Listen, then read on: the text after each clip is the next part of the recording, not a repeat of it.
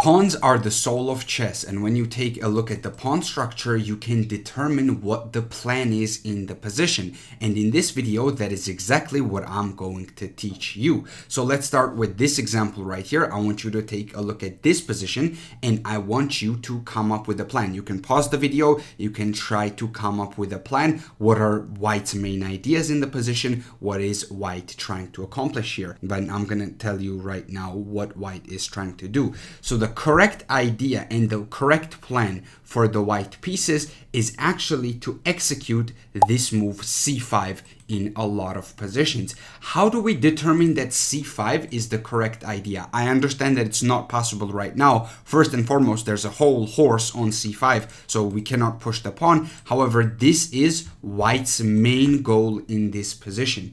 And the way we determine that is by looking at the pawn structure, mainly the central pawns. The D and E pawns are the most important here. And as you can see, we have pawns on d5 and e4. So it's safe to say that this pawn structure is headed in this direction. The pawn chain starts from f3, it goes to e4, it goes to d5. So it is heading in this direction. And if you have watched my video on the rule of the pawn chain, you would be able to determine that c5 would be a natural follow-up after we prepare it properly.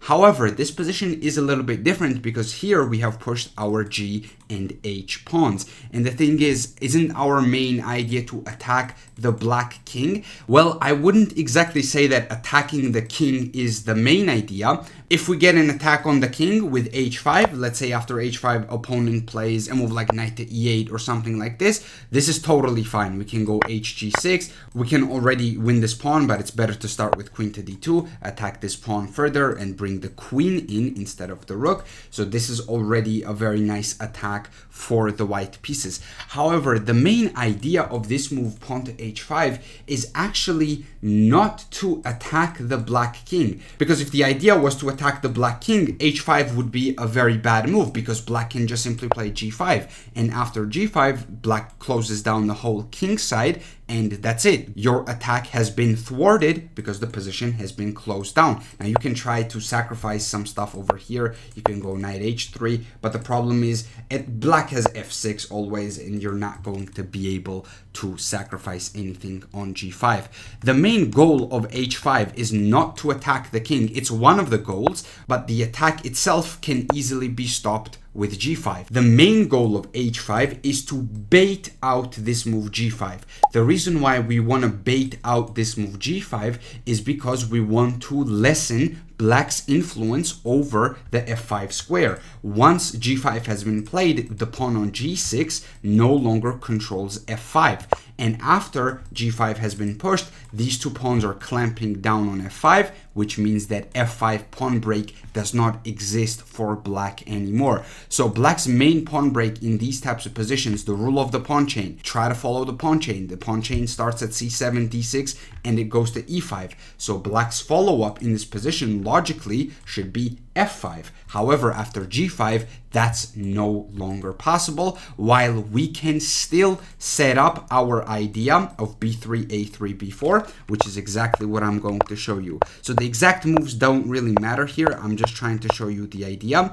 Also, you have to be very careful. You want to make sure that you play a3 and b4. However, you cannot play a3 right away because there's a4 by the black pieces. If you go b4, there is en passant. So you lose this sort of control. Crazy thing is, this position is equal, even slightly better for white, according to the computer, plus 0.3, which is kind of insane. But this is not the right way to go. You don't want to play a3 because a4 will clamp down on the b3 square. So instead, we want to start with b3, and then we want to play a3, and then we want to play b4. And from here, black's position is strategically lost because black simply cannot open up his pieces. Black doesn't have a pawn break to activate his pieces. The only pawn break that black has in a lot of these positions is c6, and the problem with c6 is that it gives us even more squares to work with. So c6 is actually still beneficial for the white pieces because of how weak these squares are. So we have our own plan of b3, a3, and then b4. That's exactly what we do. Let's say rook trade happens. It doesn't matter here. We're going to move the queen out of the way. Yes, this knight can jump to the center. It can jump to d4, but we go rook to a1, queen a2. We dominate the entire a file, and this is going to be a winning position in the long run. It's not winning immediately. Well, it's plus 1.7, so it is a fantastic position for white, but we're going to infiltrate here. We're going to go knight b5 at some point. We're going to add some pressure to black's position, and the problem for black is that this position is strategically lost. Black never got to execute this f5 pawn break, which would have activated the rook. It would have further activated the bishop. It would have created some targets over here if this exchange had happened. Like, let me show you what I'm talking about. If we don't play h5, say we play a move like knight e2, not the best move, and let's say knight e8, bishop g2. I'm just making bad moves here, and black gets to play f5. The problem for white in this position is that now there's tremendous amount of pressure on these two pawns. The rook is opening up. There's going to be a target on e4. There's going to be a target on g4. Because right now there is no target for black, because black is looking at this pawn, but the thing is this is defended. And the pawn on g4 is defended also. So if white misplays this and plays it in a very slow way, what will happen here is that black will execute this pawn break and activate his pieces. So that's why h5 is such a strong move. It doesn't only have an attacking idea behind it, but there's also another positional idea, and that is to stop this f5 move. And that's exactly how I want you to think about these plans. I don't want you to be only focused on attacking the king here, because attacking the king is not the main idea. Look at the pawn structure. The pawns are placed like this: f3, e4, d5. Pawns are going this way. Your main idea in the position is to execute c5. It's not to attack the king. Actually, for black, it's to attack you on the king side. But for you, you're trying to attack on the queen side. This h5 move, yes, if you get an attack, do it. Attack the king if black allows you to do so. But it's not the main idea of h5. It's not to attack the king. It's to bait out g5 to lessen the control of f5, which will stop black's counterplay in its tracks. Something quite similar happens in a lot of queen's pawn positions at lower levels. What tends to happen in these positions is that a lot of people play this move knight to c6. And the problem with knight c6 is that it blocks the c pawn, right? And that's not what you want to do. Once again, you have to look at your pawns in order to determine what the plan is in the position. Your central pawns are on e6 and d5. So your pawn chain starts at f7, it goes to e6, and it goes to d5. So a natural follow-up in this position is to go c5 in order to activate your pieces. c5 is a very important pawn break, and if you place the knight in front of the c pawn, you sort of kill this possibility. And now if you don't go for this e5 move, you're just going to get smushed. So let's say a3 is played and both sides simply continue developing. What tends to happen here is that if you try to develop the bishop over here after captures rook c1, the problem is that now you're in a bit of a trouble, because this pawn is very, very loose. Let's say you defend it, there's knight e5 threatening to remove the defender of a7, and this is just a very, very dangerous position. It's already lost for black, because if you take, white takes back. You can try knight e4, but the problem is there's knight a7, you lose a pawn. So in a lot of these positions, you have to look at the pawn structure, and the pawns tell you what you need to do in a position. If your central pawns are placed on e6 and d5, you have to look at this and you have to realize, okay, my pawns are going in this direction. Let me support it with c5, and that is exactly the right plan here. Now, you don't have to play c5 immediately. You can play a different variation. For example, you can play c6, which is the semi-Slav. It's a totally different line, but I just wanted to highlight this idea of c5 and why it's so important in these positions. And I also wanted to highlight why knight c6 is so wrong. And it is wrong because of the pawn structure. The way pawns are placed, you have to play this move c5.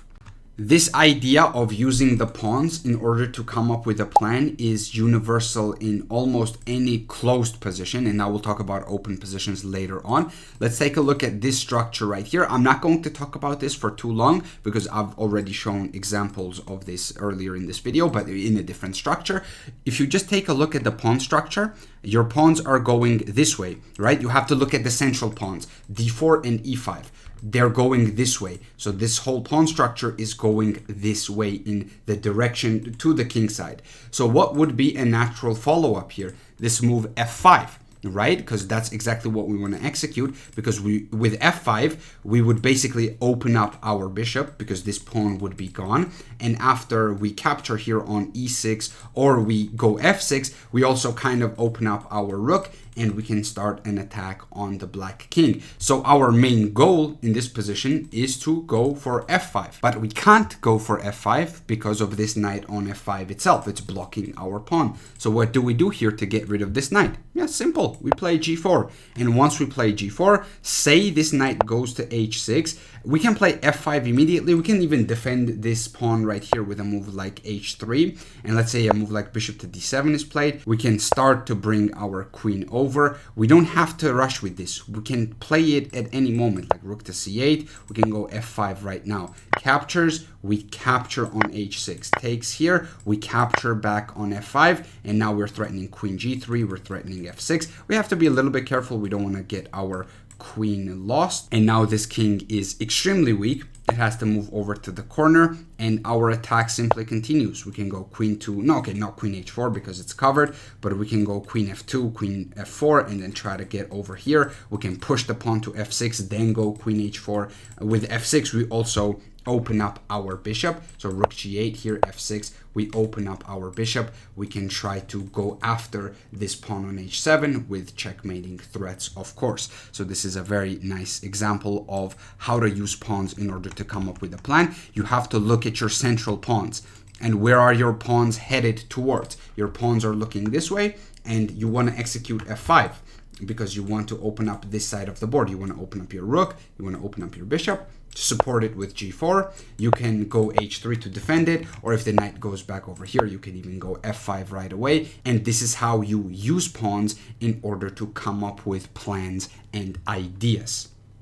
What about if the position is open and the position is not closed at all? How do we use the pawn structure in order to determine the plan? Well, if the position is open, for example, if you take a look at this position, it's not closed at all. A lot of pawns have been traded. Well, two sets of pawns have been traded off. D and E pawns for white, C and D pawns for black. And this is a very open position. There is a lot going on here. Both sides are just simply trying to develop their pieces. The thing is, in these types of positions, you don't really need pawn breaks, right? Because the position is already open. The whole idea of a pawn break, whenever we go for pawn breaks, is to open up the position. But here the position is already open. So all we have to do is just simply bring our pieces to decent squares. Right now the bishop is under attack, so we will defend the threat. We will defend all the threats here, but then we will go rook e1, a developing move, queen h5, developing and also attacking h7 at the same time, bishop e3, developing move, rook to d1, developing move. Basically, in these types of situations, you just have to bring your pieces. You just have to put them on good squares, and you're gonna have to play some chess. And say b5 is played in this position. Now you have to start a bit of a maneuvering game. You also can start an attack on the king, because look at this. There are lots of open diagonals, and you got the queen, you got the two bishops aiming this way. You can start some monstrous attacks here, believe me. Like bishop to b7, this is already lost for black because of knight to g5 hitting this pawn on h7. h6 is played, there's knight takes f7, and then queen f7, there is bishop takes g6. This is already a devastating position because not only you lose a pawn with the black pieces, your king is also extremely weak. So in a lot of these open positions, it's all about bringing your pieces to open lines and just good squares, open lines, open diagonals, and good squares where they are targeting something in your opponent's position. Pawn structures also determine which squares are weak in your opponent's position. So for example, look at this position. Black has a set of doubled pawns here, and not just doubled pawns, these are double isolated pawns, which means that these pawns have no neighbors. There's no D or B pawn neighbor to help support these pawns, which means that squares in front of these pawns can be very, very weak. Now, how do we utilize this information? In this case, we can play this move knight to e4 and offer an exchange of dark square bishops. Say black obliges and we trade the bishops off the board. Let's say f5 is played, attacking the knight. We can jump the knight over to this c5 square, and now you see this square is an outpost, because as soon as this bishop is guarded, we're not trying to take the bishop here. Remember, our knight is stronger than this bishop. It is on a dark square outpost, because there are no pawns that can kick out this knight. So this c5 square is a weak square for the black pieces. So remember that whenever you take a look at the pawn structure,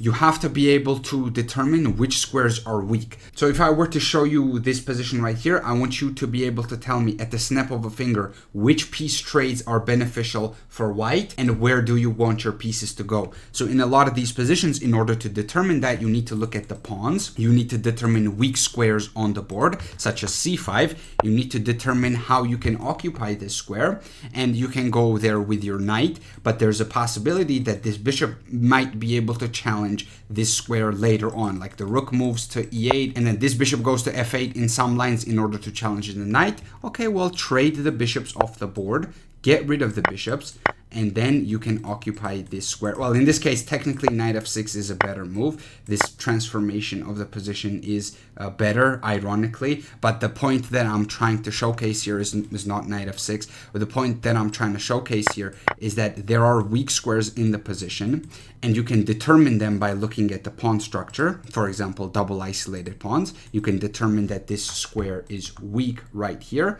You can exchange the pieces that could potentially oppose this square down the road, and once you exchange these pieces or offer a trade here, once you do this, then you're free to occupy these weak squares.